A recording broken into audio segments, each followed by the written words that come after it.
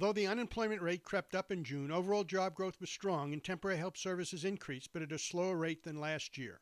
Hello, this is Bruce Steinberg of SteinbergEmploymentResearch.com reviewing June 2019 U.S. employment trends and developments. The unemployment rate was 3.7% in June from May's 3.6%, but was officially characterized as little changed. The size of the civilian labor force increased by 335,000. There were almost 250,000 more employed persons, but also almost 90,000 more unemployed persons. In addition, almost 160,000 fewer people were considered as not in the labor force. As we've previously mentioned, the unemployment rate remains at near 50-year lows, partially because of shifting demographics. There were few people considered as not in the labor force, and the labor force increased in June, so perhaps some of the people who had been sitting on the sidelines and not considered part of the labor force decided to test the waters and jump back into the labor pool, but not enough of them were able to find a job, so the unemployment rate crept up. The number of non-farm jobs increased by 224,000 in June after an alarming weak growth of only 72,000 in May. A year ago, in June 2018, total non-farm jobs increased 262,000. The private goods producing sector was up 37,000 jobs in June, and that was an improvement from May's increase of 11,000. A year ago, in June 2018, it was up 56,000. Manufacturing was up 21,000 jobs in June after adding only 3,000 in May as well as in April. A year ago, in June 2018, manufacturing was up 32,000 jobs. The construction sector continued to build jobs with a gain of 21,000 in June, which was an improvement from the 5,000 it added in May. A year ago, it added 17,000 jobs. Mining and logging lost 1,000 jobs in June after adding 3,000 in May. A year ago, it was up 7,000 jobs. The private service providing sector increased by 154,000 jobs in June, which was more than double the 72,000 it added in May, but off the 180,000 it increased in June 2018.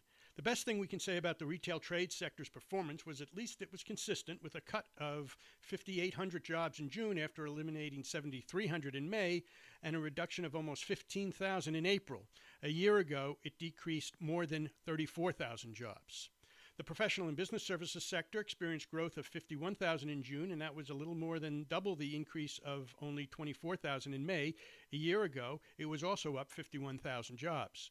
Computer systems design and related services increased 7,200 jobs in June, and that computes to better than the 6,000 increase observed in May.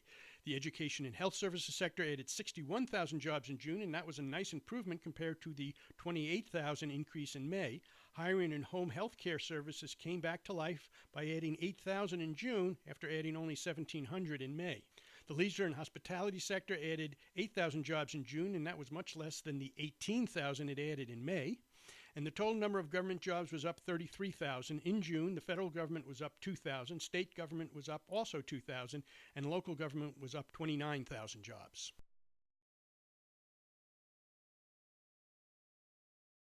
The number of temporary help jobs in June was 3,038,300, and that works out to a 0.14% increase from May and a 1.31% increase year over year. May's figure was revised, so instead of an increase of 5,100 jobs that was reported last month, May is now being reported as an incremental decline of 300 jobs. Growth in the second half of 2018 was relatively strong, while the first half of 2019 has essentially been flat. In June 2019, temporary help services market share of all jobs was 2.0080%, which is slightly down from May's 2.0082%.